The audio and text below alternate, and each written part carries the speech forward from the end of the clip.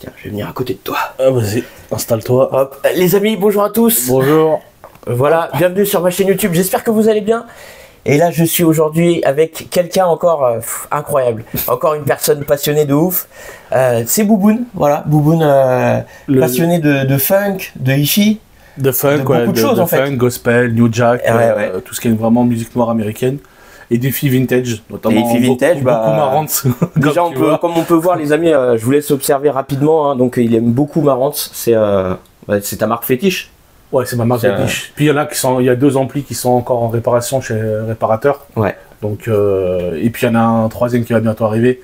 Ah, je dis rien parce que surprise alors. Je dis rien, ouais, parce que souvent tu m'as grillé des petits plans. Ah ouais.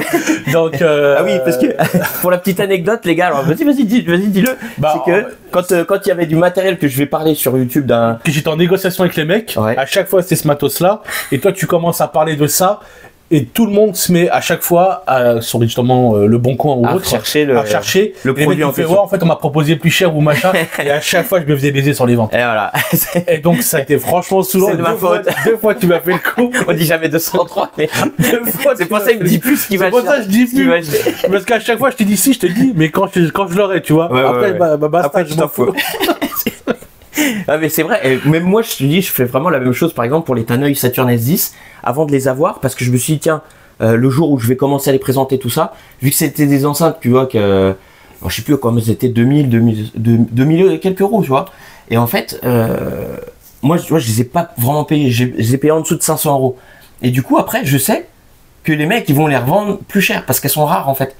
Tu vois, à soi c'est quand même assez rare. Je les ai vues elles sont très rares, voilà. Et surtout en couleur champagne comme ça, parce qu'ils ont. C'est ce que j'allais te dire, voilà. C'est surtout la champagne qui. Le coloris, tout ça, ça y joue. Quand tu vois surtout sur notamment certaines, les Yamaha, les dernières colonnes que tu as pris en blanc, tu vois qu'elles sont en rupture, alors que tu as les autres. Et c'est pour ça qu'on n'en parle pas, tu vois. T'as vu, c'est comme certaines enceintes, là, les enceintes que je vais avoir, pareil, je ne dis rien. Tu vas voir après, peut-être que ça sera recherché, mais de toute façon, c'est comme ça, c'est un petit peu. Les JBL, je pense que ça a été recherché, notamment les séries 44, là, comme tu vois. Ça a été recherché parce que les gens, ils devaient voir sur. Parce qu'avant, c'était les forums, il n'y avait pas vraiment spécial. C'est ça, en fait, il y avait des forums où ils en parlaient, et dès que c'était un petit peu une inflammation, tu sais, c'est genre, waouh! Ça, apparemment, ça marche super bien et tout. À l'époque, on a beaucoup eu les forums, surtout dans les années 2000. Avec les L100, les JBL L100, les 43, machin. Et du coup, après, je pense que ça a été recherché de ouf. Ça a été recherché de ouf parce qu'elles sont rares. Tout ce qui est vraiment légendaire en JBL comme ça, ça leur a donné une notoriété de ceux qui ne connaissaient pas vraiment. Et les gens ont apporté justement ce côté JBL que certains cherchaient. Et les prix n'étaient pas aussi carrément fous, quoi. Par exemple, des 44-30, 44-25, je sais pas, une 44-30 c'était peut-être 2500 euros. Et déjà t'en trouvais. Et t'en trouvais. Déjà t'en trouvais. Mais après, c'est que les gens ils les gardent en fait. Et si les gens ils gardent, ça veut dire que finalement c'est bon. Comme les 44-25. Moi, si j'ai pas pris les autres, c'est parce que, comme je t'expliquais par rapport à mon style de musique, je pouvais avoir les 44-30, mais c'est qu'elles vont trop bas. Pour moi. Ah oui, voilà. Et par rapport à ce que je cherche au niveau musical, par rapport à la basse, quand vous voyez qu'il y a de la basse, moi je fais quelque chose de très percutant, très défini dans le slap, notamment dans le funk. Je veux quelque chose de très précis, punchy, et qui va pas trop bas. Et, écoutez bien les amis, c'est important ce que dit Bouboun, parce que notamment avec Marantz, qui est très pour moi c'est ma marque fétiche, parce que je trouve que c'est les amplis. Pour moi, le funk, qui ont ce côté grâce au fast-coloudness, comme justement je t'ai fait voir, et pourquoi je t'avais parlé justement du fameux 1122 DC par rapport à ton disque 90, c'est que c'est des amplis qui sont très rock aussi pour certains morceaux rock, mais aussi très funky, très américain, on sent le côté américain. Et justement, ces JBL-là, elles sont punchy sans être trop basses. Et surtout, ce que je veux, c'est que je veux des enceintes qui peuvent être aussi audiophiles, parce que malheureusement, tout le monde les connote trop en monitoring, parce que c'est vrai que c'est des enceintes monitoring, notamment comme celui de Christophe qui les a, les 40... Francis. Les 35 Ouais, les 44-35. C'est Francis qui les a. Frances, quoi. C'est du gros monitoring. Bon, là, il faut vraiment le gros studio. Mais même j'ai envie de dire que même là dans la pièce, malheureusement, il peut pas les exploiter. Pour le moment, à cause des animaux que j'ai. Voilà. Oui, parce que les amis, Bouboun, il a un grand cœur, je peux vous le dire. Hein. Déjà, t'aimes les animaux, donc ça veut dire que t'as un grand cœur. Enfin, pour moi, c'est les gens qui aiment les animaux en particulier. bah là toi tu fais passer donc bah, tes animaux avant les enceintes parce que oui. tu vois donc ça déjà c'est très louable. Et puis les animaux, les bêtes. Exactement, voilà, bah ouais, exactement. Bah, donc ça c'est, bah, pour moi c'est une valeur humaine, tu vois. Et puis en plus les gars, je vous dis, je suis arrivé hier, il était quelle heure? 2h du mat. Ouais, 2h du mat. Je suis arrivé à 2h du mat. Après minuit, midi du mat. Là, il va être midi du mat. On avait un peu les et les gars, vous savez que là, on est sur le plumard où j'ai dormi, parce que Bouboune, il m'a fait dormir vraiment dans la pièce où j'étais avec des vinyles funk et tout. J'étais bien, tu vois, j'étais en train de rêver de Marantz et tout, là. J'étais trop bien. Je t'ai vu loucher un peu sur les vinyles. J'étais comme ça. Il y a encore, comme tu vois là, quand je t'expliquais avant de la pizzeria, j'en avais 7 ou 8 fois plus que là. Parce que alors, les amis ont juste une petite précision. Donc Bouboune est un grand passionné de funk, vraiment super passionné de ouf parce que bah, comment on pourrait dire ça? T'as participé sur des sites alors à l'époque on avait sur des sites de funk, tout ça, voilà. Ouais, on avait justement des forums, notamment Funky Size, qui étaient des forums spécialisés. Funky Size, ou autres. Ouais, je me rappelle. Il y avait justement. Et c'était une plateforme d'échange du coup de. Ouais, il y avait Lolo, et puis surtout qu'il y avait par exemple beaucoup de rééditions ou de vinyles. Il y avait un grand vendeur, Boogie Time. Ouais, Philippe, que j'aime beaucoup, que je connais. Tu veux lui passer le bonjour s'il passe par là. Philippe, salut à toi. Boogie Time, c'est vraiment un gros passionné. Déjà, ce qu'il faut savoir, c'est que ce mec-là, c'est un énorme passionné. Ouais. Comme un mec qui est à Lyon, qui s'appelle K-Chief. Il a une boutique, il fait aussi beaucoup de rééditions, il fait son propre moderne. K-Chief ou K-Chief comme le chanteur de funk. Oui, moi avec mon accent anglais pourri. K-Chief. Luther Vandross. Comme le gospel roumain. Oui, le gospel roumain. C'est une histoire qu'on vous racontera plus tard. Hier, à 5h du matin. On a déliré. Ouais, parce que là, en fait, on s'est couché à 5h du mat et on s'est levé. 5h30, 6h même. 5h30, 6h, ouais, parce qu'on a énormément discuté. Je peux vous dire que avec Bouboune, là, j'ai appris, franchement, j'ai même encore appris des choses différentes sur. Et sur la. On a tous une approche différente sur la musique. Mais c'est tellement intéressant. Enfin, moi, ça me passionne vraiment, hein, je te jure. Hein. Moi, c'est pareil. Si je regarde ta chaîne, il est musicien, les gars. Il est musicien. Donc, il y a ça aussi. Ouais, voilà. Non, amateur. J'ai une approche différente. Amateur, mais t'as vraiment un truc. Pour moi, les gars, je vous le dis vraiment. Je trouve qu'il a un talent, en fait. Il a un talent, sauf qu'il l'exploite pas forcément parce que c'est son jardin secret, c'est ton truc à toi. Ouais, c'est quelque chose que je. Voilà. Mais il a quelque chose. Il a une âme dans ce qu'il fait en fait. Donc voilà, parce que donc alors il y a la funk. Donc ça c'est son dada. Donc avec les sites, tout ça, t'as eu des milliers de vinyles. En fait, c'est que t'en as eu plein. C'est que au départ, Funky Size, avec justement le magasin Boogie Time, etc., et d'autres spécialistes, plus après d'autres choses que je peux pas dire parce que c'était pas forcément trop légal, comme on échangeait les musiques. Ouais. À départ, avec d'autres aussi, j'ai oublié les noms d'autres forums. Ouais. Il y avait vraiment au départ vraiment une connotation d'apprendre et de s'aider, de dire tiens voilà j'ai tel rêve, je l'ai ripé, etc.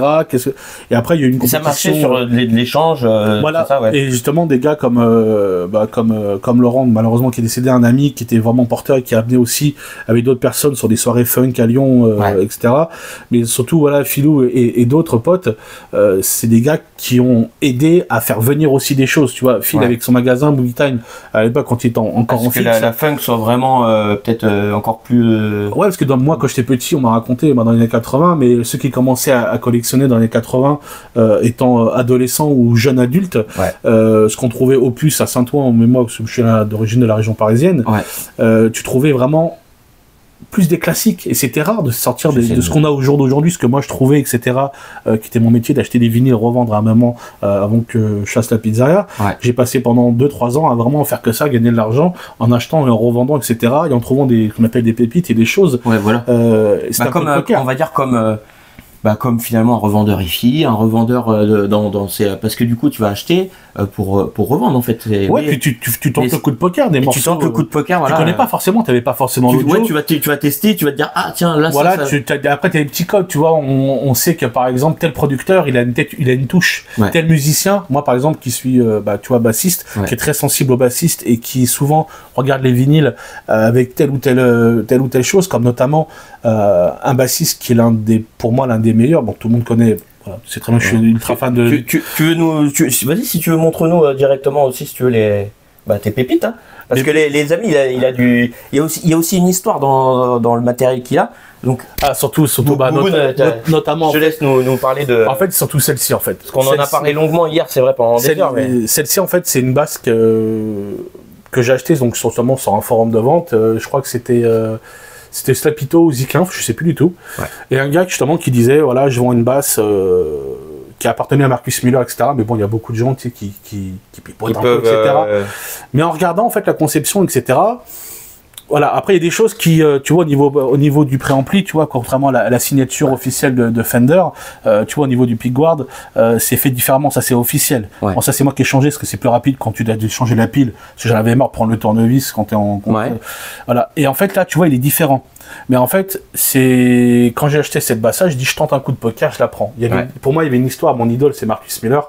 J'en suis fan depuis je suis gamin avec Louis Johnson. Ouais. J'ai vu ça quoi. T'étais voilà, je suis ok, c'est pour ça. Mais moi, Marcus, c'est plutôt pas pour le jazz moderne qu'on a. Moi, c'est vraiment celui qui m'a fait aimer la funk, parce que comme je t'ai fait écouter les morceaux, notamment, c'est lui qui a porté ou l'inversement, mais vraiment Luther Vandross, son succès, le tien, notamment aussi. Grâce à Marcus, qui a sa touche personnelle de savoir jouer. Ouais, tu m'as même montré d'ailleurs je t'ai fait certains morceaux, démo et la petite différence, comment Marcus joue, comment façonner par rapport à un autre bassiste. Il y a quelque chose, et si tu veux, ces deux artistes-là, comme Louis Johnson, même s'il était connu avant, le premier album Off the Wall, par exemple, de Michael Jackson, par rapport à d'autres où c'était son frère Jermaine qui jouait de la basse, là il s'est mis tout seul, et là il s'est mis bien évidemment avec Quincy Jones, et tu sens qu'il n'y a pas de Quincy Jones, et Louis, avec son frère, les Brothers Johnson, étaient déjà affiliés avec justement Quincy Jones. Et Quincy, ça c'est la Music Man, ça c'est Music Man de Louis Johnson, c'est ça. C'est totalement le style que Louis utilisait vraiment dans les studios. En fait, on voit souvent utiliser une Stingray, une Music Man Stingray pour les concerts, mais par source sûre et surtout par l'entente, quand tu connais les vinyles à ça, il utilise une sabre. Une sabre, c'est justement sa modèle 79, c'est parce qu'elle a 2 micros. D'accord, ok. Ici, et elle a surtout un électronique assez spécial. Ouais. Oui, ça c'est l'amplificateur. L'amplificateur en 2 EQ, mais surtout voilà, c'est une basse qui était pas le Fender, parce que le Fender c'est celui qui a créé justement les Fender. Ensuite, quand il a revendu, il a créé justement Music Man avec justement son pote. Alors, je ne vais pas trop dire conneries, mais je crois que c'est son pote justement Ernie Ball qui l'a revendu après. Après, il a fait GNL, etc. avant de décéder. Mais il voulait justement une basse qui était différente, plus de médium, plus punchy, plus claquant si tu veux. Et à l'époque-là, justement, Louis, c'était un bassiste très avant-gardiste par sa façon. D'ailleurs, son surnom, justement, le pouce d'éclair, en fait. Très rapide. Très papa, tu vois, justement, il est très extravagant, même si justement un bassiste il va taper d'une façon et de prendre pour pouvoir amener une dynamique dans le slap qui va être vraiment dans les ghost notes pour vraiment apporter une dynamique. Il a vraiment cette façon et c'est très dur de jouer sa façon à lui, vraiment comme lui, parce qu'il y a vraiment à taper avec ses grandes paluches en plus et de taper, de prendre. Et justement, cette basse-là, on le voit sur certaines photos que je t'enverrai, quand justement le départ de 70-79, il est avec le Fender en train de lui dire « Ouais, tiens, moi j'aime bien ce son-là ». Et j'ai trouvé l'interview de Louis Johnson qui avait justement expliqué comment il avait travaillé avec Fender sur la Stingray, comment l'améliorer. Et il a dit « Ouais, moi j'aime bien, vu que je suis un peu présent, un peu showman ».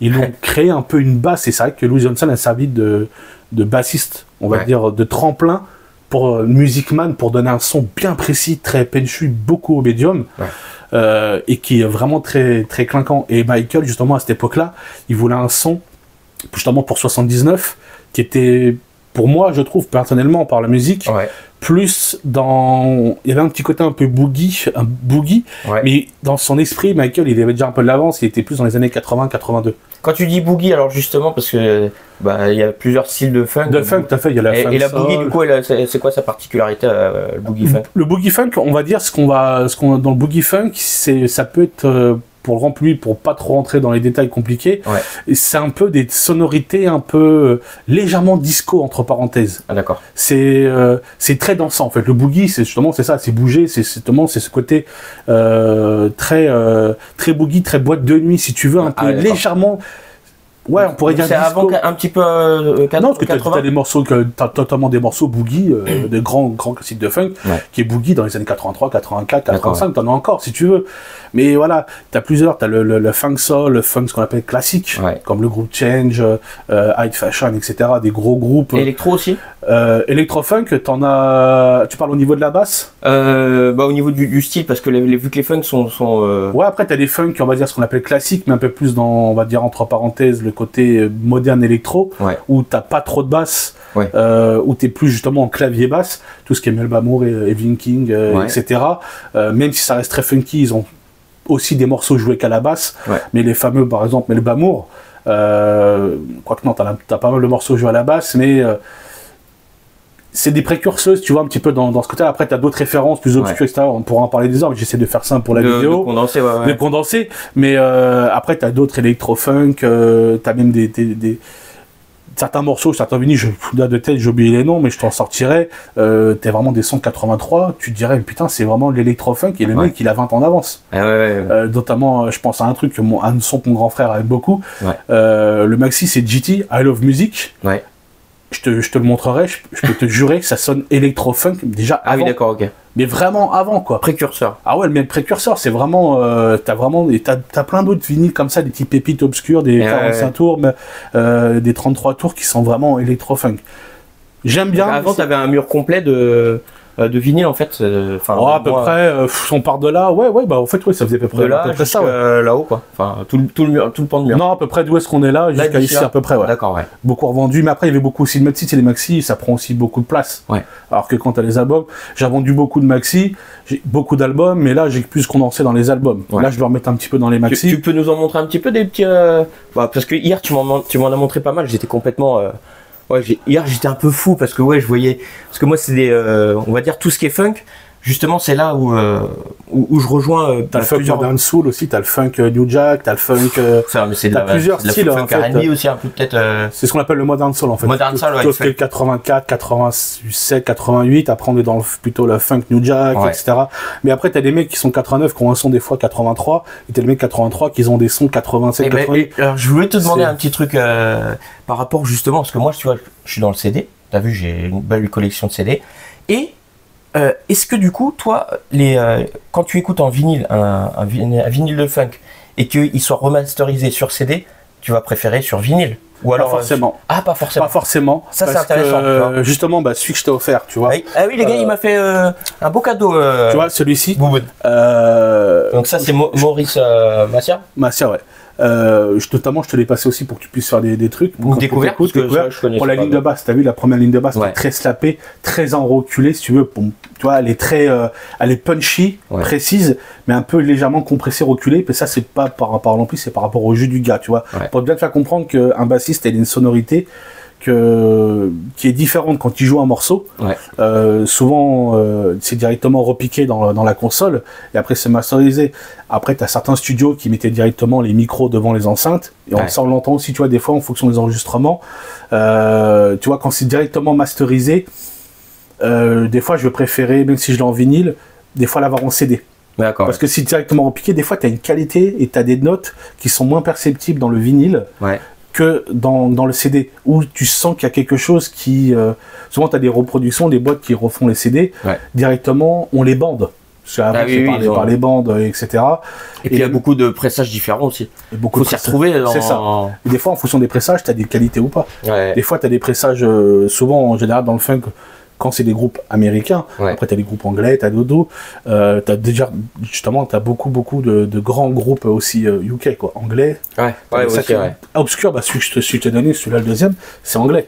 Celui-ci, celui-là, tu vois, je connais pas celui-là. Ah, ça, tu vas aimer. Je te dirai justement extrait. Ça, c'est américain. Black Ivory. Ça, pressage canadien. Alors, je sais pas s'il est vraiment canadien ou américain, je sais pas trop. Je crois qu'il est américain, mais c'est un pressage canadien. Mais c'est un bon gros studio. La qualité, tu l'entends qu'il y a vraiment quelque chose. Et tu vois, notamment, le Maurice Massia, je vais te dire, personnellement, je le préfère plus en CD. Parce que après, voilà, t'as la CAI. Parce que toi, en plus, t'as les, enfin, t'as la même maison d'édition, que ce soit en CD qu'en vinyle. Ah oui, d'accord. Donc comme ça a été pris sur l'original, quoi, on va dire. C'est exactement ça. Donc Et toi, toi, justement, la petite Kai que j'aime beaucoup. la petite marron de Kai, qui est très belle, hein, d'ailleurs. Hein. Ouais, il y a un petit coussin, c'est parce que vu que pour l'instant, tu sais, je t'ai dit, j'avais une table d'amortissement, Ouais, j'ai vendu avec la platine vinyle. Et là, vu que, à cause des cochons d'Inde, j'ai mis ça un peu dans ces pièces. Oui, voilà. Énormément de, elle saute, elle est très sensible. Ouais. Même si la lentille, elle est refaite, hein, tout. Micro-vibration, Ouais, micro-vibration, alors que quand j'avais le truc, mais après, voilà, il y a des gars, j'ai vu sur des forums qui mettaient, je crois, du placo, après du liège, enfin, pas du placo, du contreplaqué. D'accord. Du placo. Voilà, c'est des Portugais qui vont faire. Non, mais, si tu veux, du contreplaqué, du liège, du machin, Ouais. etc. Pour vraiment amortir. C'est vrai que, voilà, mais j'ai pas trop forcément le temps. Après, de tu sais, tu boulot. prends une plaque de machine à laver, tu la découpes sur mesure. Déjà, plaque de machine à laver, c'est assez épais comme ça. Et je pense que tu peux déjà amortir. Enfin, après, t'as pas mal de choses. Bah après, comme je t'ai dit, je sais pas combien de temps les petits bébés vont rester encore en vie, on va dire. Bah, ouais. Donc je sais pas combien de temps quand je vais récupérer le salon, voilà. Ouais. Mais je sais que quand les enceintes sont bien mis disposées correctement dans le salon, Après, oui. elles bougent pas d'un pet. Après, ça bouge plus. Ouais. Non, ça bouge plus. Là, c'est vraiment temporaire. Et tu vois, c'est la KI, contrairement à d'autres platines CD, à part la fameuse première Marantz, que justement quand ils sont mis avec Philips, Ouais. où là, tu as vraiment le même style de son, un petit peu différent au niveau de la puissance et des trucs, mais ça reste de la qualité. Ça, c'est une KI, justement. Tu vois, ce logo, il n'est pas souvent vu par beaucoup de gens me disent c'est une fausse. Non, c'est pas du tout une fausse. C'est une édition KI. spéciale. Ouais, c'est la version UK.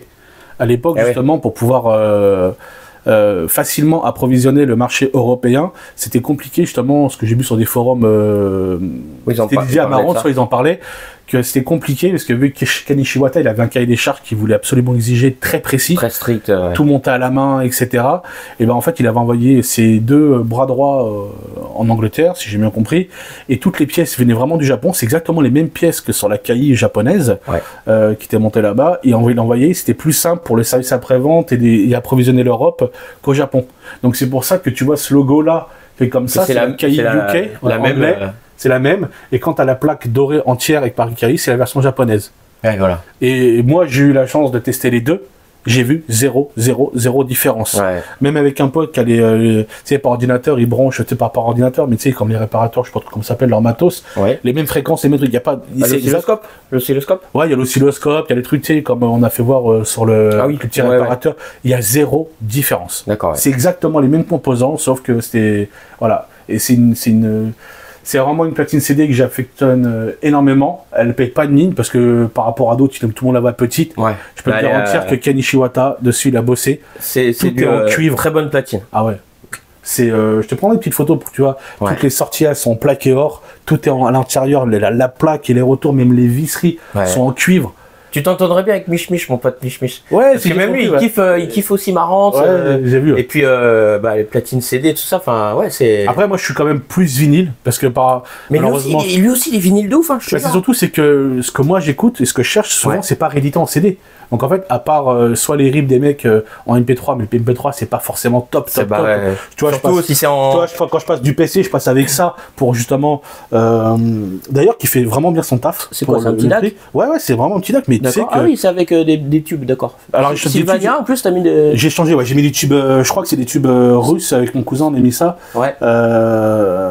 Mais franchement, c'est quoi, ça fait le taf. D'accord, ouais. Franchement, ça fait...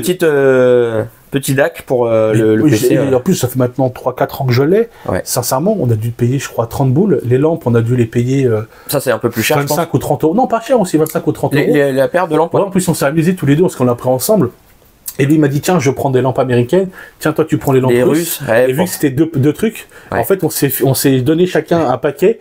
Et en fait, tu vois, quelque part... Et tu sais, je vais te dire un truc, vraiment, même moi, ça, le fait de mettre les lampes, alors ça, je sais pas si... ça, les amis, je sais pas si vous le faites, si vous l'avez déjà effectué chez vous, mais quand vous changez les lampes, que tu mets du Mullard, de la RTC, en fait, le son va vraiment changer. Et ce que nous disait... parce que j'ai fait une vidéo aussi avec un expert des lampes, avec Océan. Tu sais qu'il y a des panneaux électrostatiques. Elle vient de sortir la vidéo il n'y a pas très longtemps. Et en fait, les gros panneaux noirs.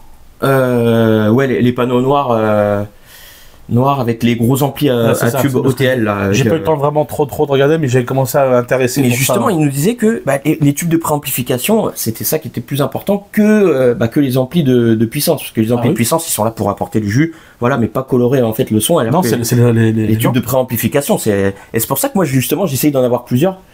pour tiens, tu peux trouver le son qui va mieux s'accorder avec, tu vois, avec tes enceintes ou quoi, mais c'est un truc de malade en fait. Tu vois là-bas, j'ai une petite pédale pour la basse qui peut faire une petite DI, la petite EBS, une Van Drive que tu peux t'en servir. Celle-là, là. Ouais, dedans, t'as une lampe.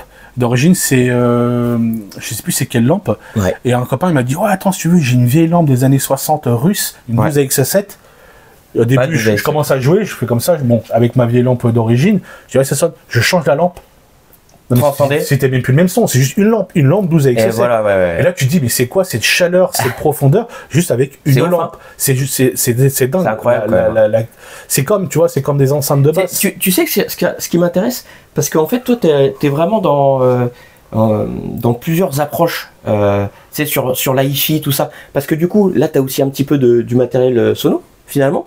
De basse, ouais, totalement. Et en fait, et justement, là, tu vois, même par rapport à moi, aux préjugés que je pouvais avoir sur la sono, parce que j'avais été, tu sais, dans des concerts à la noix où le son il était pourri, il était mal, avec l'ingé son derrière. Alors là, mais là, toi, tu m'as fait découvrir autre chose en fait. Mais là, c'est pas trop sono comme tu parles. Toi, ce que tu parles, c'est des sonos, c'est ce que l'ingénieur du son va donner au public. Voilà. Ça, c'est les retours qu'a le musicien que toi, en général, tu n'entends pas. Ah voilà. Alors ça, en fait, est-ce que c'est considéré comme quoi monitoring? C'est parce que là, non, c'est pas. Non, en fait, si tu veux, le monitoring, c'est plutôt ce que toi, tu vas entendre, je pense. Hein, au mastering. Voilà, ce qui va. Après, dans les petites salles. Et ça, c'est pour le musicien là. Ça dépend. Si c'est des petites salles, si c'est des gros concerts ouverts. Dans les trucs, non, c'est des grosses entités, c'est des trucs ils font 5 mètres de haut, c'est des gros trucs. Ouais. Là, c'est vraiment l'ingé son qui te donne. Et ça, ce que toi, tu l'entends pas, par exemple, quand tu joues, c'est vraiment le bassiste qui entend son propre son. Ouais, voilà. Mais ce qu'il faut savoir, c'est ce que tu m'as fait écouter tout à l'heure. Voilà, en fait. Et là, je t'ai dit, ah ouais, c'est pas le même son. Il y a vraiment, là, il y a la matière, il y a toute la matière de la guitare basse. Après, quand tu m'avais fait écouter sur les petites enceintes là, monitoring, du bureau là. Direct, j'ai fait, ah ouais, il y a plus rien en fait. Ah non, c'est aigu, c'est machin. Il y a plus rien en fait. Si je te branche vraiment en direct, c'est-à-dire je branche en direct pour la carte son, etc. Je vais avoir un son qui est plus linéaire, qui est plus neutre. On va dire si je branche la basse directement dedans, je vais avoir un son très neutre. Et c'est un peu ce que recherche la globalité des gens dans les CD. Tu vois, un bassiste, les gens. C'est pour ça que j'ai une approche différente de ce que je veux dire de la musique.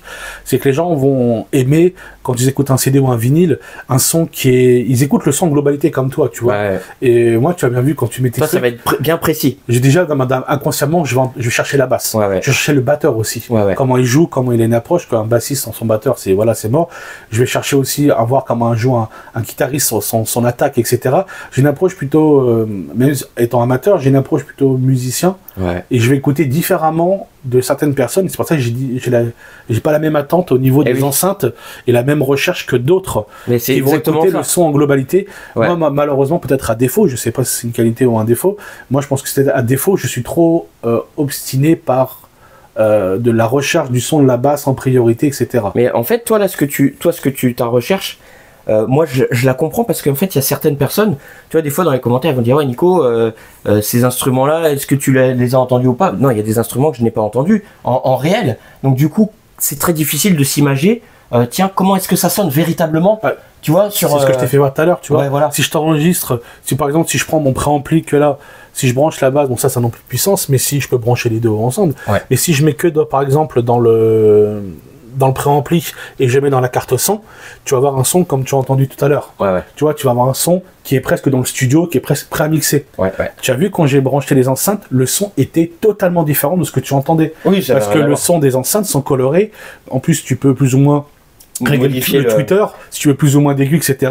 Donc là, sur les EBS, on a écouté sur les EBS, c'était... je l'ai couplé avec celui-ci. Alors je sais que normalement... Avec le Mark Bass, d'accord. Ouais, beaucoup en fait ne met pas ensemble. Mais en fait, je vais te surprendre. J'avais aussi un 2.10 EBS que j'avais aussi avant. Et si tu veux, en fait... J'ai trouvé le deuxième EBS, parce que j'ai eu le 2x10 avant d'avoir le 4.10, donc j'ai pas voulu avant parce que j'aime bien garder un peu mon matos, moi. Et je disais, mais en fait, le 2.10 en plus, parce que ça s'y faisait du 3.10, il me servait à rien. Et à un moment, pour pouvoir jouer avec des potes, etc., je me suis dit, tiens, parce que c'est lourd, Mark Bass, c'est une plume. Ça, tu le prends, Mark Bass, non seulement c'est très moderne, c'est neutre en son, mais tu prends le truc, tu te balades avec. C'est un sac à main. Mark Bass, pour moi, c'est actuellement, pour moi, praticité. Je pense que c'est la marque la meilleure marque, on va dire, peut-être actuelle. Attention, je veux pas offenser ceux qui aiment telle ou telle marque, etc.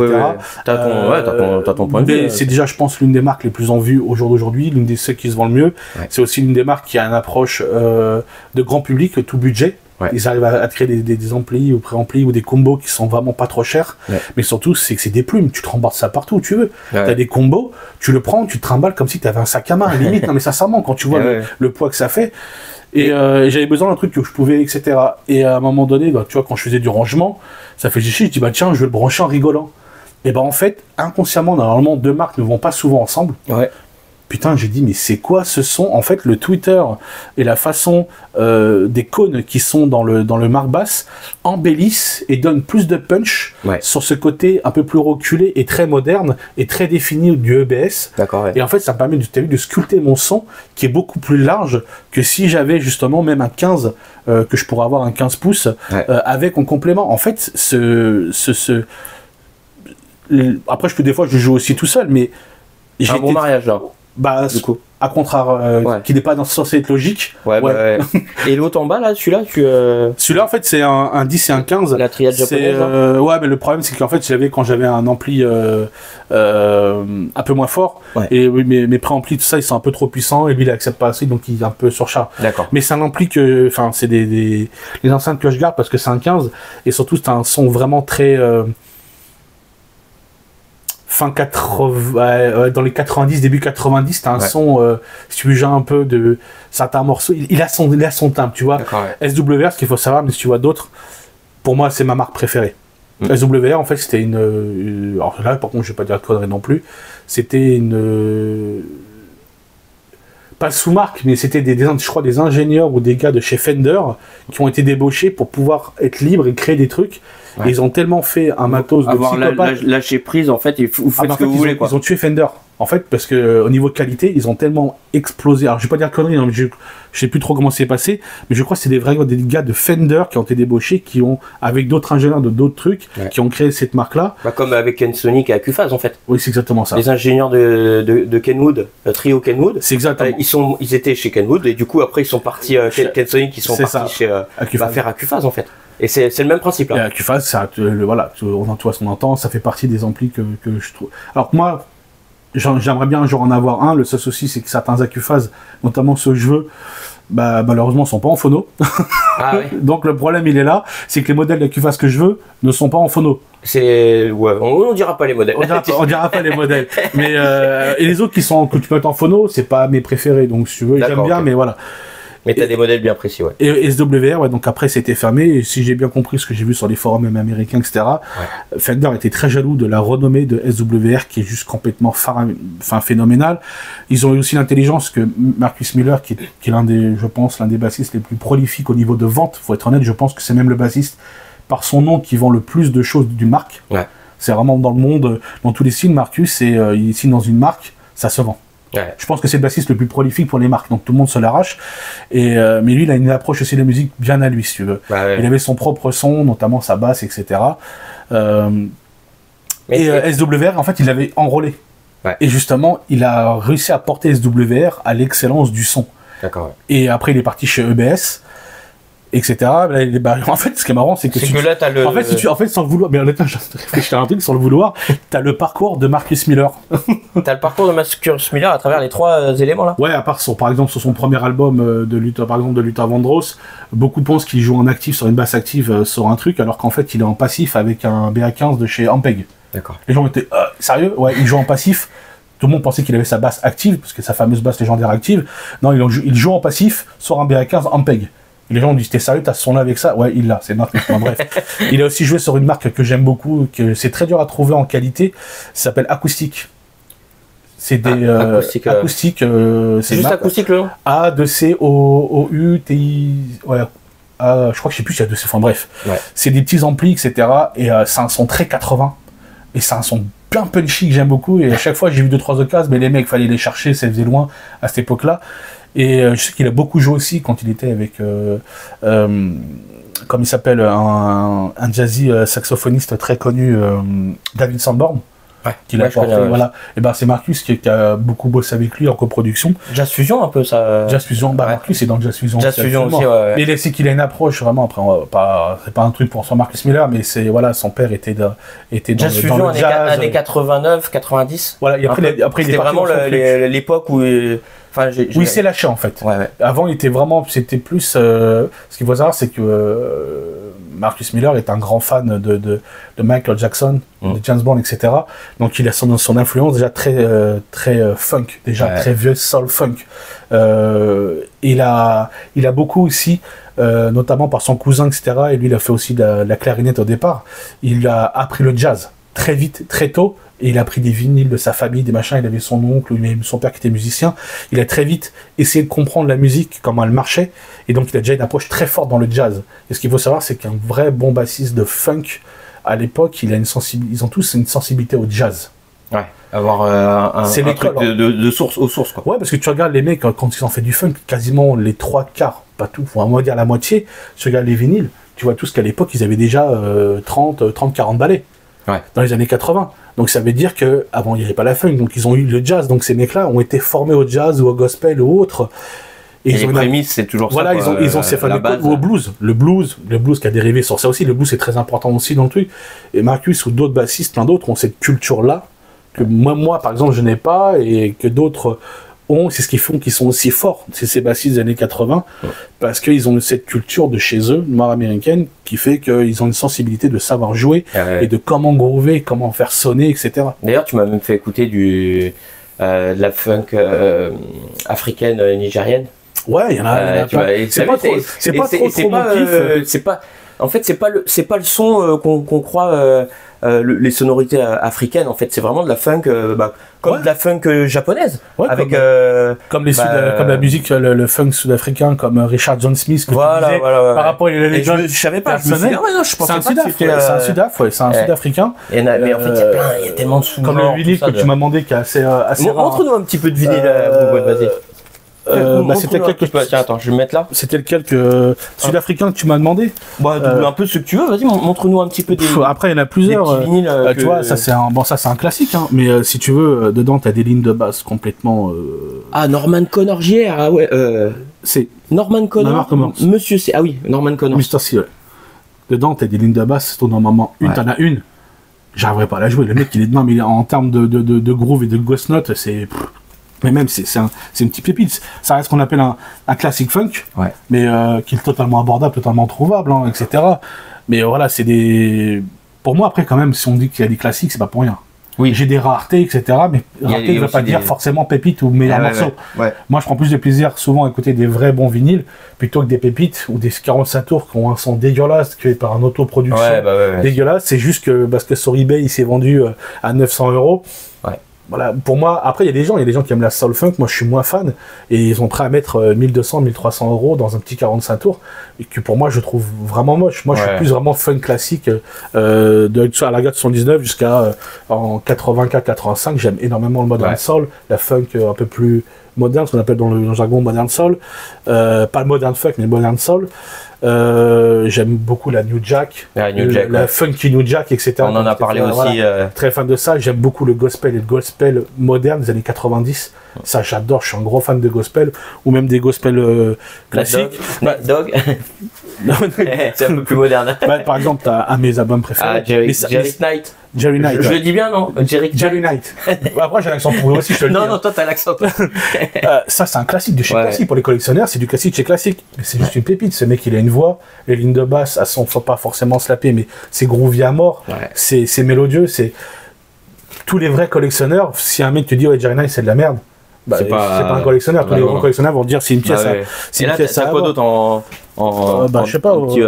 Narada Michael mais lui c'est un gros. Mais t'as que des. De toute façon, t'as que des très. Tu vois, ça par exemple, c'est du. Moi, ce que je t'ai fait écouter, ça c'est du gospel moderne des années 80-90. Ça, je connais pas. Tu sais, c'est le morceau que je t'ai fait écouter dans le téléphone avant de se coucher. Ah oui, d'accord. Où t'as le mec qui se lâche, ou quand je suis énervé, j'ai envie de jouer avec des à la fin de la musique, il se lâche. Quand je la mets en passif, la basse en passif, je me lâche. Ça, tu vois, justement, c'est Sudaf. Teaser. Ouais, Neville Nash. Teaser, ça me dit quelque chose. Ça, c'est le titre de l'album. Neville Nash. Neville Nash. Et lui, c'est un Sudaf. D'accord, ouais. Et quand tu écoutes, on dirait pas du funk sud-africain. Ouais. On pourrait croire, on s'attendrait à Yaoundé, machin. Non, pas du tout. C'est totalement style à l'américaine. Je suis aussi très friand. Alors, j'en ai plus, parce que ça, par contre, ça m'a fait partie. C'est un gourmand. Oh, il est gourmand. Il est friand. Non, ça m'a fait partie parce qu'à cette époque-là, ça se revendait bien il y a 12-13 ans. Ouais. J'ai vendu quasiment toute ma collection de funk japonais. Ah ouais. À regret, parce que je suis un grand fan de funk japonais. Ouais. Parce que c'est des amateurs aussi, comme notamment on dit, je vais venir à Marcus. Marcus Miller, c'est quelqu'un qui aime beaucoup la France et le Japon, c'est ses deux pays préférés. Ouais. Parce qu'il dit que c'est les deux pays avec les États-Unis qui ont une approche musicale très précise. Il adore venir en France parce qu'il sait que les Français ont une oreille, et les Japonais pareil. Ils ont des bassistes et des musiciens de fous comme en France. Ouais. Parce qu'il faut pas croire, en France, je suis pas un fan de musique française. J'aime pas les voix françaises, j'aime pas trop la musique française. Oui, comme moi, tu vois, j'écoute pas vraiment de musique française. On a un putain de vivier de très bons musiciens. Très bons musiciens. De musiciens, que ce soit Baptiste, tout ce que tu veux. Ouais. On a un vivier de monstres. Peut-être pour moi, on sait pas les exploiter. Parce que je suis pas fan, mais par contre individuellement, tu leur demandes de faire des choses. On a un vivier français, mais on est très fort. On est très fort. Voilà, on a des grands talents. Donc tu fais partie d'ailleurs. Non, bon, loin de là. Loin de là. Après, tu vois, t'as les classiques de chez classiques qui d'ailleurs prennent la valeur. Celui-là, Oliver Chitam. Ouais, mais tu sais que c'est des vinyles. Comme moi, je l'avais chopé il y a de ça plus de 20 ans. Moi, ça, j'ai en CD, tu vois, mais pas en vinyle. C'est. Ouais, mais ça, c'est moi, à l'époque, il y a 20 ans, je le chopais à 10-15 euros, grand maximum. Ouais. Maintenant, quand je le vois des fois sur eBay, quand on cherche des petits trucs, ils s'arrachent à 80, 100, 110, 120, 130 euros. Les prix deviennent. Les prix ont flambé. Depuis qu'il est mort, en plus, il n'y a pas très très longtemps. Ah, donc forcément. Ça a grossi. Après, voilà, tu as certains. Tu m'avais montré le Trilar, tout ça. Trilar, quoi. Le Trilar. Il y en a tellement. Non, là, on est dans l'épée. La S. Puis c'est pareil, tu les as quand même dans un bel état de conservation. Pour la plupart. Bah, j'essaie quand même, mais. En MM. J'essaie, puis là, d'avoir aussi les presses. Tiens, regarde ça, je t'ai pas fait écouter, mais ça, c'est du moderne. Teddy Mike. Ouais, c'est un mec actuel. Ah ouais. C'est de 2019. Mais le mec, il est son grave à la masse. Ouais. Il a un groove, mais vraiment super. J'aime beaucoup ce qu'il fait, ce gars-là. Contrairement à d'autres, alors je critique pas parce que c'est pas bon s'ils ont du talent comme Double et d'autres. Ah oui, Double, ils ont un talent, mais c'est trop moderne pour moi, trop clavier, trop synthé. Ouais, le clavier, je n'aime pas. Si je suis pas très friand, on va m'en mettre en une soirée ou autre, je vais dire ah c'est cool. Ouais. Mais je vais écouter une fois. C'est pas ma cam. J'apprécie le travail qu'ils ont fait, ils ont du talent. Ouais. Mais c'est pas ma cam personnelle. Tu vois, c'est pas du tout ma cam personnelle. Tu vois le Trilar qui est là. Le Trilar. Mais après, toi, ce que tu veux, c'était les. Après. Tu dis rare, c'est pas dire rare, mais après. Mais il y a eu des vinyles que j'ai été. Il y a des pépites que j'ai été. Alors, ce qui sont aujourd'hui rares, j'ai été les prendre et j'ai mis, comme des gens de l'argent. C'est pas pour dire j'ai du rare, parce que tu vois, comme je dis, j'aime pas montrer, etc. Ouais. Moi, si je dois mettre des sous dans un rare, c'est parce que la musique, elle me donne des choses, si tu veux. Et il y a certains trucs, pour moi, il fallait que je l'aie parce que cette musique, elles m'ont apporté des choses dans la funk et dans une vision, des trucs, etc. Et tu vois, notamment, ce que. En rare, vraiment, il y en a d'autres, mais je sais pas, je vais prendre le premier. Qu'est-ce qu'il y a ici? Pam, pam, pam, pam, pam. Pam, pam, pam, jam. Tu vois, le premier Marcus. Voilà. Ah oui, Max. Le vrai original. Ouais. Ah oui, il y a ça, mais attends, vas-y, après on va venir à autre chose après. Voilà, ça maintenant en MM, bon celui-là est plutôt excellent M, au niveau pochette excellente, mais M vraiment en vinyle. Ouais. Pour vraiment l'avoir comme ça, sans prétention, maintenant déjà faut le trouver. Il est trouvable sur Discog, etc. Ouais. Mais en qualité, comme moi je cherche vraiment pour des grosses pièces qui t'habituent le truc. Ouais, maintenant, t'es dans les 1000 euros. Ouais. Alors, tu peux les avoir à 500, 600 en VG++, etc. C'est toujours trouvable. Ouais. Mais ça, si j'ai pris, c'est parce que t'as 200-300 dedans, ils me font vibrer. Ah ouais, ils me font vraiment vibrer. C'est pas, tu sais, je prends pas rare pour me la péter. Je prends rare quand vraiment, ça va me donner des frissons quand je le mets sur la platine. Je suis plus dans. Tu sais que moi, justement, le fameux Trilark, alors, je l'ai écouté, parce que, tu sais, en version des maths. mais j'accroche pas, tu vois, je vais plus, il y a d'autres choses alors, plus... alors c'est pas tout à fait mon style de funk, il y a un morceau que j'aime, ouais. mais c'est pas mon style de funk préféré. Voilà, mais c'est pour ça que je prendrais pas l'album, parce que justement, il faut qu'il y ait plusieurs musiques quand même qui me plaisent dans l'album. Tu vois, comme je te disais pour les CD, exactement. Avoir un CD avec une musique qui me plaît, bah je me dis maintenant, non, après réflexion, j'aimerais bien vraiment garder que les albums où il y a au moins 5 musiques, tu vois, qui vont... ça devient dur, mais c'est trouvable, quoi. Voilà. Bah, notamment Jerry Knight, et comme ça, et ça te permet aussi de faire un peu de tri, on va dire, parce que tu peux pas... par exemple, là, dans tout ce que tu as, il y en a peut-être que tu vas moins kiffer, et justement, tu vas plus garder pour la rareté, non? Ou pour la collection ou pour le truc, mais ouais. Tu vois, par exemple, c'était voilà, Network, ça, c'est ça que je voulais que tu ça, parce qu'en tu nous fait parles de ça. c'est vraiment quelque chose qui c'est vraiment bon, le fait que ça j'ai découvert et aimé quand j'étais beaucoup plus jeune, ouais. mais vraiment mon coup de cœur et tout ça, il est arrivé quand je me suis mis vraiment avec ma femme, etc. Et ça, sur les forums, ça fait partie des sons que j'ai directement entendus et appris hors du funk super classique que ce qu'on trouve dans les compiles. Ouais. Et ça fait partie des choses qui m'ont marqué. Mais vraiment marqué au niveau musical, où je découvrais un son de funk différent. Ouais. Et à l'époque, en plus, quand je voulais le prendre, malheureusement, ce groupe-là, c'est vraiment un vinyle l'un des plus rares, parce qu'il est sorti, si je dis pas de conneries, alors 400 ou 500 exemplaires, je sais plus trop. Ouais. Je crois que c'est marqué quelque part. Et voilà, je suis vraiment un gros fan de ce truc-là. Et ce qu'il faut savoir, c'est qu'il y a une anecdote, c'est que le vrai nom, c'est pas Network, c'est Network. Alors, Network. Ouais, parce qu'en fait, si tu veux, donc le premier vinyle, c'est celui-là, l'original. Donc le Network. Voilà, ça c'est une pièce de collection. Celui-là, c'est un de mes saint graal, parce que c'est vraiment... Il y a surtout une musique, mais il y en a 2 ou 3 que j'aime. Il y en a une, elle me rend dingue, mais vraiment, elle fait partie de ce que j'ai aimé dans la collection de funk. Elle m'a donné des ailes à collectionner. Ouais. C'est pas une pièce que j'exploite pour dire ouais, t'as vu, je l'ai. C'est vraiment un coup de cœur personnel. Ouais, je kiffe vraiment. Ça, c'est la première réédition. Justement, je crois que c'est mon poteau Philou, Bookie Time, avec justement Vinny Masterpiece qu'il avait sorti. Masterpiece, ouais, ils ont beaucoup de rééditions. Ouais, et qui maintenant, même la réédition coûte cher, hein, parce que les rééditions sont entre 100 et 150 euros. Ah, quand même. Là, on est dans les 600, 700, tu vois, comme tu vois, lui, il est MM. Hein. Ouais. Il est vraiment, mais le vinyle. Même ce que je te disais, la pochette, moi, la pochette de certains vinyles, ça me parle en fait, tu vois, ça va. Limite, je vais acheter d'abord même si je connais pas, je vais acheter par rapport à la pochette et après je vais écouter, tu vois, mais des fois il y a un truc qui fait que ça peut te plaire, déjà rien qu'en regardant la pochette. Ouais, ça peut plaire, ouais. Après, tu vois, c'est les macarons, tu vois, l'original Ramstorm Record. Et justement, c'est eux. Alors, si j'ai bien compris, il explique entièrement dans le nouveau vinyle que justement, en fait, c'est la maison de production de Ramstorm qui avait pas compris, je crois dans un mail ou à l'audio, comment ça s'écrivait. Et en fait, ils ont compris Network, alors que c'est Network le groupe. Network. Et ça récemment en 2022 ou 23, je crois que c'est 2022 ou 23, je sais plus. Ouais. Dans 2021, en fait, alors je sais plus qui c'est réellement, ils ont réussi à contacter justement le groupe. Le groupe a justement ressorti et remasterisé cet album-là en leur vrai nom. Parce qu'en fait, ce qu'il faut savoir, c'est que Network, je l'ai aimé aussi parce que c'est vraiment des gens de plusieurs groupes en fait. Il y a du BBNQ Band. Ouais. Dedans. Ah ouais, j'aime beaucoup. Et il y a des guitaristes qui sont dedans en fait, et je sais plus, c'est pas des mecs de High Fashion ou je sais plus trop qui c'est qui avait M2Me. Ah, M2Me, ouais. Et justement, c'est les mecs qui sont ensemble, ils se sont mis à faire ce groupe-là. Ouais. Et c'était des génies pour moi déjà dans leur groupe à eux. Ouais, je crois que c'est pas trop. Je regarde par rapport à l'heure, il est. Ouais, mais moi aussi je vais me faire tuer. Je regarde vite fait. Oui, il est 1152. Ouais. Et voilà, donc si tu veux, en fait, dans celui-ci que j'aime beaucoup, d'ailleurs, que je conseille à beaucoup de gens s'ils veulent vraiment le fameux Network, etc. Ouais. Network, pourquoi ? Parce qu'en fait, tu as le vrai vinyle, mais en fait, tu as aussi leurs sons qui sont un peu plus. Certains un peu New Jack, un peu funk, RB, etc. Ouais. Ils ont sorti des sons qui sont jamais sortis en fait, le deuxième vinyle et c'est jamais fait. D'accord. Ouais. Mais dans le studio, ils avaient les enregistrements. Yeah, ouais. Donc c'est pour ça que je conseille vraiment pour... Ça me rappelle un peu avec Tupac quand il était... ils ont fait des albums post-mortum, tu sais, en gros, ils avaient des sons en ouais, comme les Michael, le fameux voilà. Chicago, machin, je peux pas. Qu'ils ont ressorti après. Ils ont sorti exactement après, ils sont des trucs dans les studios, etc. Quoi.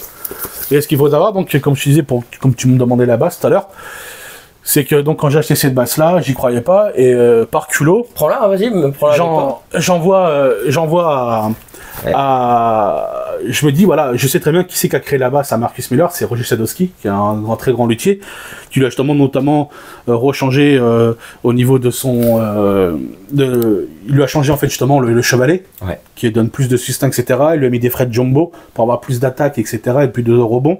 Ah, les bassistes, ils vont kiffer la vidéo. Hein, mais surtout, il lui a amené un ampli dedans, qui est vraiment bien précis, où moi je peux pas le dévoiler parce que j'ai signé justement une charte avec un document avec Sadowski. Parce qu'en fait tout le monde pense que dans la basse à Marcus il y a un, voilà j'annonce qu'il y a vraiment un Roger Sadowski, son préampli qu'il fait actuellement, c'est faux. Il y en a qui savent très bien qu'il a mis un préampli Bartolini, oui c'est pour source sûre de Roger Sadowski et autres, c'est un Bartolini, mais c'est un Bartolini qui est très spécial et qui n'est pas vendu. Parce que voilà, ils ont une charte entre eux, etc. C'est un Bartolini qui n'est pas vendu, il y a des choses qui sont différentes dans la cavité, qui sont mis et qui ne sont pas vendeurs.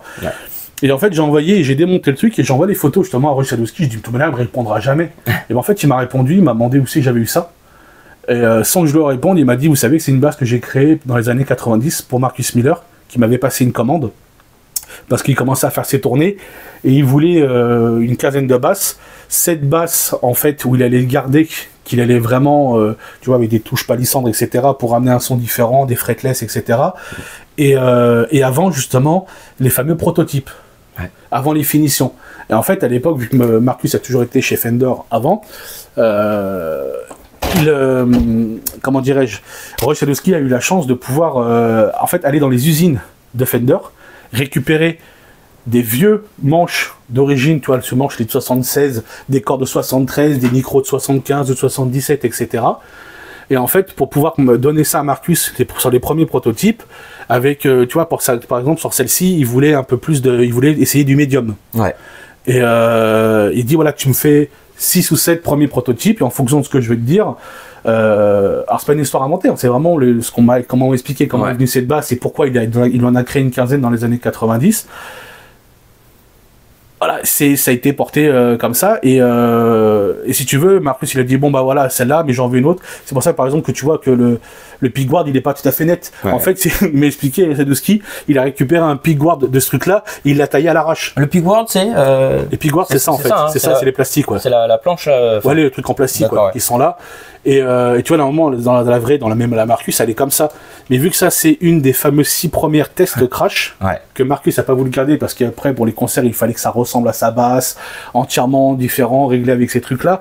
Mais on voit totalement que c'est totalement, tu vois, t'as le slot, etc., qui est là, pour justement descendre les trucs. Et donc, elle a été identifiée, et Sadowski m'a dit, mais vous savez que c'est une basse que j'ai moi-même créée, parce qu'il a reconnu justement l'intérieur, comment elle était faite. Et il m'a donné un certificat. Et Bartolini m'a aussi donné un certificat comme quoi que c'est bien un préampli, etc. Et donc c'est vraiment une basse qui a appartenu, il jouait à Marcus Miller, alors très peu de temps, parce que vu que c'était une test, il a joué pas en concert, il a joué en pré-concert, en machin, mais c'est vraiment une basse qui lui a appartenu, elle est officialisée, j'ai les documents, etc. Et tu vois, personne n'y croyait. Et maintenant, voilà. J'ai beaucoup de 3 magasins en France qui m'ont proposé des sommes astronomiques. Mais tu vois, voilà, c'est quelque chose de. Ah non, pour moi, là, c'est une histoire. C'est une histoire d'amour. Il y a une histoire d'amour. Ah ben, c'est mon idole. Et donc, avoir quelque chose qui lui a appartenu, qu'il a joué dessus. Je te l'échange contre mes 240 Ti. Allez, tu dis oui. Là, je vais peut-être toucher son cœur. T'es salaud. Tu m'as fait là, je t'ai fait 2 fois. Ça y est, allez hop. Tu nous as fait louper 2 fois. Voilà. Ça fait partie d'une que, voilà, les 240 Ti, tu nous as mis 2 fois dans le baba. Mais merci en tout cas pour la petite histoire là sur la base, tout ça. Après, il y a ton matériel, mais on pourra pas présenter. Est-ce que tu pourrais juste enlever le cache de celle-là? On va voir. Donc les amis. Bon, c'est vrai qu'on va devoir accélérer le pas. Qu'est-ce que je voulais dire? Donc, alors en fait, donc là, on a les JBL 44-25. Donc celle-là, la particularité, c'est qu'elles ont le haut-parleur qu'il y a dans les XPL 200. Et les XPL 200, moi je trouve que le haut-parleur, il va pas être forcément baveux, mais il va y avoir une bonne dynamique. Et toi, du coup, c'est ce que tu cherches. Oui, et du coup là sur les 44-25, toi qui joues de la guitare basse, par rapport à ce que tu me disais, la rapidité, ça on le retrouve avec ce modèle d'enceinte là, ce que tu n'as pas sur toutes les enceintes en fait. Parce que quand il y a des enceintes... Si j'ai pris des 2 voix comme ça, c'est pour celle-ci, parce que c'est des monitoring, et tu sais, tu l'as bien dit une fois dans tes vidéos il n'y a pas très longtemps, c'est des enceintes qui vont reproduire le son réel de ce que cherche l'artiste. Ouais. Tu vois, c'est presque des enceintes de live. Tu vois ce que je veux dire un petit peu. Si tu lui donnes un son de merde, elles vont sortir un son de merde. Tu lui donnes un bon son, elles vont sortir un bon son. Et en fait, je les voulais parce que celle-ci, alors je sais que ça sera pas mes enceintes finales d'audiophile dans le salon, mais elles sont aussi très audiophiles. On pourrait pas croire, tu l'as bien entendu tout à l'heure quand on a fait les tests. Malgré le fait que ce soit des deux voix, quoi. C'est ça le truc. Mais après, je la garderai en studio, etc. pour leur vraiment truc. Ouais. Mais je les aime vraiment, elles ont un dynamisme et surtout, notamment sur les CD et surtout sur le vinyle, je trouve. Elles vont me reproduire ce que je t'ai reproduit tout à l'heure à la basse. Ouais. C'est punch, sans être trop baveux, c'est clinquant, c'est précis. Ouais. Et pourquoi pas les 30? Parce que les 30 étaient trop basses, elles allaient trop bas, elles étaient trop machin, etc. C'est pas que j'aime pas les autres, c'est que par rapport à ce que moi je cherchais, j'ai trouvé le modèle là. Et les seuls autres modèles qui correspondaient à ce que je cherchais, c'est les 240 Ti. Écoute, les 250, les écouteurs. Les 250 aussi, elles sont très bien. Mais après, pour moi, mon excellent, ça c'est mon avis personnel. Moi, les enceintes que je prendrais quand j'aurai justement le salon libre, etc. Moi, je suis vraiment un grand fan, et ayant testé justement sur mon Marantz 4400 ou l'autre que je veux pour l'instant, que je ne dirai rien, que je récupère, le 4400, et que je suis un fan de cet ampli-là. Je suis amoureux de mon ampli qui est en réparation. Moi, c'est vraiment les Tannoy chez Videotelegraphy. Ouais. Mais la version nouvelle. Ouais. La nouvelle mouture. Et je suis tombé amoureux. Mais toi, t'aimes bien le Tannoy parce que c'est rapide aussi également. La rapidité, c'est Tannoy, c'est ce que je cherche en fait. C'est encore autre chose, hein, c'est encore autre chose, c'est différent d'IBL, mais j'ai ce même repère d'oreille et de précision de musicien. C'est pas que j'aime pas les autres marques, c'est pas que j'aime pas Focal, GM-Lab, etc. ou autre. C'est comme quelqu'un qui va, par exemple, là, toi, t'as des cabasses sans plan. Je les utilisais sur d'autres choses. Voilà, parce que là, tout à l'heure, on les a écoutés sur de la funk. Franchement, je trouve ça, moi, c'est mon goût personnel aussi. Je trouve c'est trop dans l'aigu. D'accord. Ça va pas. Mais par contre, après, peut-être qu'en mettant une autre amplification encore à tube, tu vois, comme je te disais, peut-être que ça pourrait. Tu l'as déjà entendu tout à l'heure sur du New Jack aussi. C'est un peu mieux sur du R&B, c'est un peu mieux. Tu vois, je vais les écouter sur quelque chose de différent, sur quelque chose de lounge, etc. Mais j'aime énormément des enceintes, des enceintes audiophiles également. Ouais, j'ai eu des. Là, on est. Je testais les cotres ou cotrés, je sais plus comment on dit, qui sont plus punchy, les sloops, etc.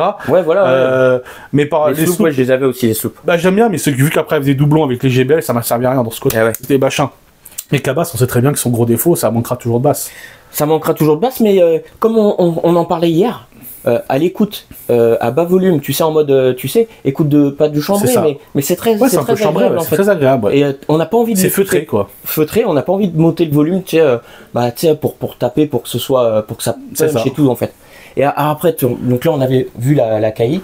La platine CD, là t'as une platine vinyle Marantz. Ouais, ça c'est vraiment ma petite platine de quand c'est en réparation au truc, parce que celle-ci elle a un petit problème actuellement au niveau du je pense que du câblage elle frise, je pense, au niveau du. Celle-là elle est. J'aime beaucoup. Celle-là elle est belle aussi. Elle est belle, mais ça j'aime bien le coffrage en bois. De toute façon, je crois que c'est si j'ai une platine vinyle, ce serait une genre de comme ça, ou les Denon, tu sais, avec le bois laqué. Avec le truc un peu martien. Ouais, exactement. Ouais, je sais pas si ça c'est des DP ou je trouve comme ça, je sais plus trop.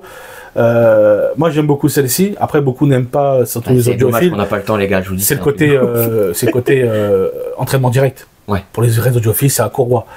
Je suis un peu d'accord avec eux, même si j'aime beaucoup celle-ci. C'est pour ça que dans le salon qui est là-bas, j'ai mon projet, j'ai ma petite Torrens 150. C'est un beau projet aussi. Voilà, que je vais mettre un bras SME, que je vais refaire le coffrage entièrement en solidité, j'ai les cellules, voilà.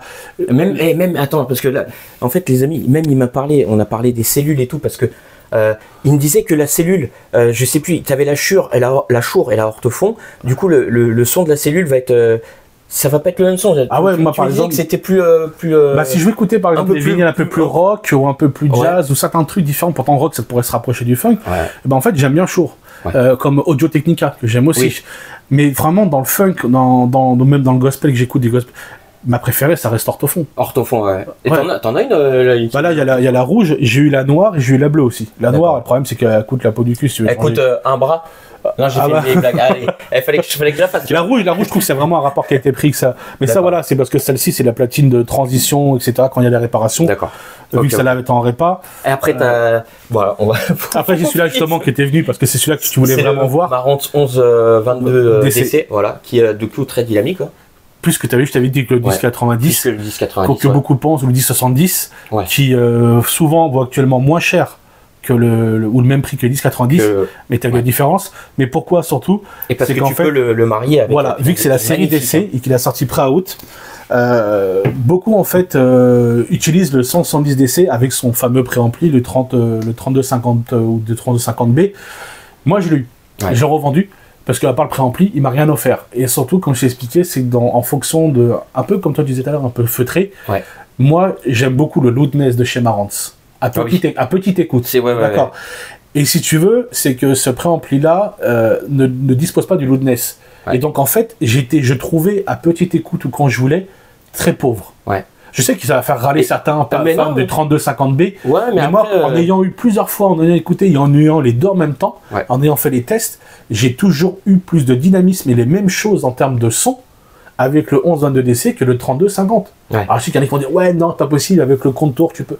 Voilà, moi j'ai testé pendant des mois et des mois et des mois et des mois, j'ai vraiment apprécié le 1122 DC qui en plus coûte 2-3 fois moins cher que le 3250B qui a juste un préampli, alors que si lui il joue en réparation, là, du coup tu l'associes voilà, je l'associe au... Donc, toi ce que tu me disais c'est que le DC, alors le DC là, ça c'était justement pour s'en servir de préampli. Voilà, si le marque c'est pour aller, parce qu'en fait dedans t'as un petit switch. Lui, tu peux le mettre avec d'autres préamplis. Mais je sais pas trop comment ça marche, mais je sais que s'ils ont mis l'option DC à DC, c'est qu'il y a quelque chose qui va entre eux. Et donc, justement, ça permet de le mettre. Et je t'ai dit, voilà, il y en a qui vont être pour ou d'autres contre. Moi, en ayant les deux plusieurs mois, en ayant fait des tests et des tests sur Kaba, sur JBL, ou sur même d'autres, ou même les colonnes JBL que j'ai dans la chambre de ma fille, j'ai toujours préféré le 1122 DC, ou la même chose, si tu veux que... Voilà, moi j'ai préféré et voilà, donc avant qu'on coupe, justement, on va mettre vite fait sur petit son pour faire voir justement le... Là on est sur les JBL. Sur les... Ah oui, mais de toute façon, je crois qu'on va pas entendre très bien, regarde, on a les micro-cravates. Le son il va être un peu... j'ai peur qu'il soit un peu... Oula. Tiens, au pire, ce qu'on peut faire, essaye de mettre ton micro genre... le plus loin possible. Non, tu le mets comme ça devant, tu vois, devant l'enceinte. Comme ça, on est en stéréo à peu près. Alors, tu vois, là, on est à plat. Regarde, on est en loudness. Et t'as vu, on est à peine à un quart. Je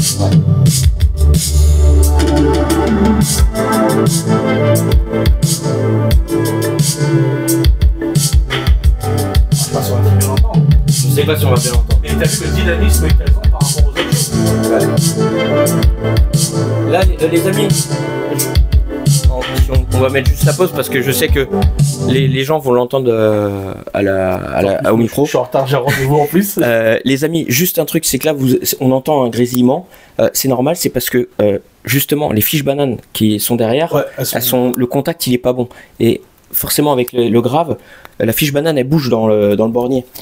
C'est pour ça que vous entendez le petit... Et au début, on croyait que il y avait un problème dans la compression. La compression, quand même, faut y aller pour la flinguer, hein, je pense. En touchant, mais du coup, voilà. Qui est merdouillante. Donc voilà, ne vous inquiétez pas, ça va être changé dans la semaine, ça va être remis dans la semaine. Donc voilà. Purée. Et le 4300, on n'a pas le temps. 4300, on le montre vite fait. Tout à l'heure, t'as vu le groove qu'il a, il est énervé. T'as vu les basses qu'il a? Lui, il est énervé. Si lui, tu mets rien du tout dessus, tu le laisses en normal et voilà quoi. T'as pas encore entendu le 4400. Ah ouais, et si je peux donner même une référence à des gens qui veulent, il est sous-estimé, mais pour moi l'un de mes Marantz préférés aussi. Tiens, dans ces termes de... Je laisse là. C'est toi le caméraman. C'est moi le caméraman. Ça fait du film, monsieur. Si je peux vraiment conseiller un ampli dans les 125 watts, pour moi, je pense en double stéréo, le meilleur rapport qualité-prix sans aller trop loin pour avoir des enceintes c'est les Bell 23-25. 23-25. C'est un monstre de dynamisme. Il est énorme. C'est l'équivalent du 4400. Sauf que le 4400, comme je t'expliquais, il y a d'autres choses qui peuvent aller encore plus loin. Il peut monter à 150 watts, etc. Mais il a vraiment un dynamique. Mais vraiment, le 23-25, c'est un bijou. Même le 4300, c'est un bijou. Mais le 23-25, lu par mon cousin, etc., je te jure que c'est... Le Graal. Tout ce que tu veux. C'est pas un peu... Façon de parler, quoi. C'est presque un peu le Graal. 23-85, il est un peu trop... Franchement, le 23-25, c'est un espèce de rapport qualité-prix de fou. Et les mecs qui aiment Marantz ou qui veulent vraiment s'y mettre, si un jour ils l'ont, ils vont mais tu sais, Marantz, ils vont le mettre. Comme toi, tu vas faire, oh, c'est quoi ce truc-là? Direct, ça m'a... Et même, il n'y avait pas que la basse, il y avait aussi la scène sonore. En fait, j'ai remarqué, parce que quand tu le faisais jouer tout seul, Bon, ok, et tu sens que ça peut distordre. Et alors que là, en fait, bah, la distorsion, tu l'as moins. Non, et puis t'as une scène sonore qui s'ouvre direct. Parce que je l'ai mis avec le Dolby, en fait. D'accord, ouais. Et le Dolby, ça t'a ouvert énormément. Et en plus, on n'a pas mis de Lounès dans celui-là. Bah ouais. Et on a ouvert une spectre sonore avec, quand tu le mets justement en vinyle ou en CD, quand tu mets moi j'ai remarqué que le Dolby, il t'ouvre ça, et t'as aucune distorsion, il s'est calé, quoi. C'est quelque chose, hein. C'est pas du 0,15 pour rien, hein. C'est en distorsion, il est vraiment très bas. Et c'est pas les mêmes. On va dire comme pour les watts, hein, parce que les 2 fois 40 watts, tu regardes par rapport à maintenant, tu sais, quand on dit les 2 fois 40 watts réels, là, taux de distorsion, bon, 0,15, c'est pas le même taux de distorsion que maintenant à 0,15 qu'a annoncé, tu vois. Donc ça n'a rien à voir. Pour ceux qui n'ont pas des grosses enceintes, qui ont des petites 75 watts. Et ça dépend aussi à combien les valeurs. Tu te rappelles, hier, je t'ai montré un truc sur les valeurs. Oui, sur les valeurs qu'on a vues, etc. Voilà, à 1000 Hz, voilà, selon les Hertz et tout. Tout ça, en fait, c'est comme des données qui doivent derrière avoir quand même un suivi, parce que sinon, ça peut être une valeur marketing, en fait. Si tu dis 0,004%, mais à combien de Hertz, tu vois, la mesure, elle est faite. Des fois, ça peut vouloir être ça peut être trompeur, tu vois. Si tu veux, dans ce principe-là, pour faire quoi, parce que là, je vais vraiment me faire tuer. Là, faut qu'on y aille, les gars. Si tu veux pas en trop grand en puissance watt, je suis mort, c'est mort, il faut faire démonter. J'avais rendez-vous à midi, j'ai 25 minutes de route. Faut qu'on finisse, les gars. En fait, t'as les séries en quadrif aussi, les 42-30 et 42-40.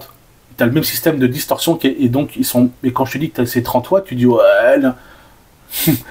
tu mets au milieu, mais dans une pièce qui fait 40 mètres carrés, à 30 watts, il t'explose la pièce. Le 42-30 ou le 42-40, ils sont peut-être certes moins forts, mais voilà, moi si j'ai cela, c'est parce que c'est les JBL qui demandent, ils sont gourmands. Et puis il y a une bonne association, je trouve, parce que du coup, ça, comme je te dis, le son c'est ouvert. Et j'attache beaucoup d'importance à ça, en fait, quand le son, pas comme un voile, en fait, qui se lève, ou je sais pas, cette sensation-là. Mais celui-là, j'ai dit, on a mis que celui-là. Après, on n'a pas eu le temps d'écouter, les gars. Mais si, il est beaucoup. Je t'ai dit, le 4400, c'est encore plus. Parce que celui-là. Alors, en fait, non, en ouverture, le 4300 est plus ouvert. Parce que tu vois, je crois qu'il est en 10-30 Hz. Donc, il a une spectre ouverte. Moi, par exemple, je suis plus dans les amplis, dans les. 20-20. Ouais, j'aime bien ce dynamisme de 20-20. Tu vois, comme le 23-25. 23-25, 4400, ils sont à 20-20. Celui-là, justement, il est en 10-30. Donc il est un peu moins puissant, mais il descend un peu plus bas aussi. Voilà, ça dépend sur certains morceaux, certains vinyles. Je vais des fois aimer le 4400, et voilà pourquoi je le garde, qui est le petit frère du 4400. Et tu m'avais dit combien les hautes fréquences, il y a combien, celui-là? Je sais même plus, celui-là. Est-ce que tu m'as dit 20-20 et l'autre 10-35? Non, c'était du 15-15. 15-15 pour le 23-25 et 4400. Et je crois que celui-là, il est à 15 ou 17 aussi. D'accord, ok. 0,15 ou 0,17, je sais plus trop. Bon. Les gars, il va falloir vraiment qu'on vous laisse. C'est pas qu'on vous aime pas, mais là, je suis mort. Là, lui, il se flinguait. Moi, je vais encore dormir dans ma voiture pour la 3e. Non, hier, j'ai bien dormi. Mais les amis, j'espère que cette petite vidéo-là vous a plu. Franchement, on a discuté de 2h du matin, parce qu'il m'a fait une pizza al dente. Non, les pâtes al dente aussi. Il m'a fait une carbonara. Du coup, j'avais le ventre plein et j'ai super bien mangé. Donc, l'accueil royal, je vous dis, les gars, c'est de la folie. Et du coup, j'espère que cette petite vidéo-là vous a plu. N'hésitez pas si vous avez des petites questions ou quoi, en fait. Et là, vraiment, on est rentré dans l'univers de Bouboune avec la funk, la guitare basse, et puis le JBL, les ensembles marrants, voilà.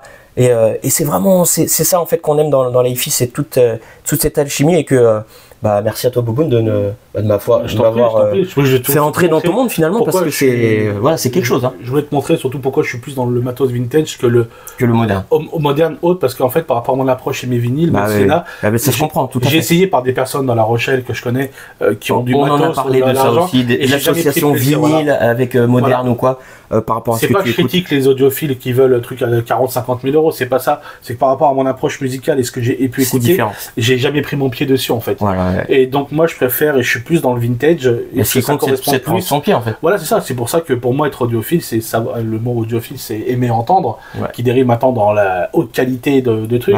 Mais pour moi, je reste plutôt dans ce style-là, c'est-à-dire aimer entendre, et l'aimer entendre à sa façon. Et puis tu prends du plaisir. Tu vas aussi mettre les moyens, tu vas mettre en œuvre tout ça pour pouvoir aimer entendre. C'est-à-dire que tu vas dépenser quand même un certain budget. Tu vas y mettre un certain budget pour atteindre ce niveau-là. Et regarde, tu as quand même des JBL 44-25, tu as quand même du matériel Marantz de haute qualité. Enfin voilà, t'as un autre secret qui va bientôt arriver. Ouais, j'ai que tu vas piquer j'ai des frissons. tu vas piquer mon plan sur le Marantz. Vas-y, derrière. En tout cas, il y aura des surprises avec Bouboune. Et puis bah les gars, de toute façon, on est amené à se revoir. Je sais pas si toi tu viens ou quoi sur Montargis. Bah on se verra. Et puis moi, si je reviens dans le coin, bah voilà. Donc les amis, on vous laisse. Sur ce, à très vite. Bah, ils peuvent. Ah si. Ta pizzeria, c'est quoi le nom de ta pizzeria? Comme ça. Non mais les gars, vraiment. Tu